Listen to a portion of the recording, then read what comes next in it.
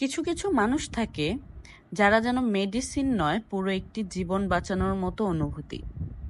আমাদের জীবনের প্রতিটি দিন সমান যায় না, কখনো ক্লান্তি, কখনো মানসিক চাপ, কখনো শরীরের অসুস্থতা, সব মিলে যেন জীবনটা ধীরে ধীরে ভারী হয়ে যায়। চারপাশের মানুষ থাকে, শব্দ থাকে, আলো থাকে, কিন্তু তবুও মনে হয় সবকিছু নিস্তব্ধ। আর ঠিক এমন সময়ই আমাদের জীবনে কিছু মানুষ আসে যারা কোনো ডাক্তার নয়, কোনো ওষুধ নয়, তবু যেন এক ধরনের জাদু ছুঁয়ে দিয়ে যায়।